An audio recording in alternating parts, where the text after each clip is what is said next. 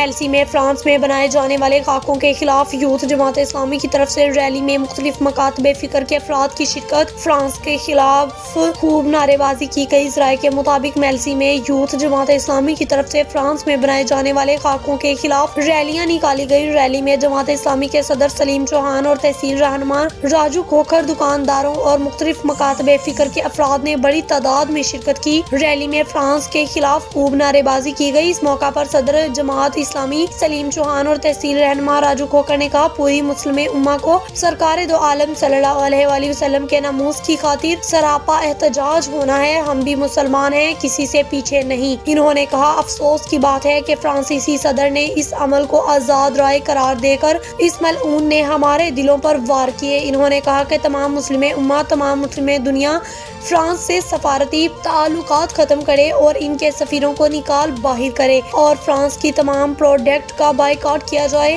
और हुकूमत और अपोजिशन मिलकर नमूसे रसालत सल्लल्लाहु अलैहि वसल्लम की खातिर आलमी सतह पर फ्रांस को दहशतगर्द करार देने में किरदार अदा करें और हम नमूसे रसालत की खातिर कट जाने को तैयार हैं।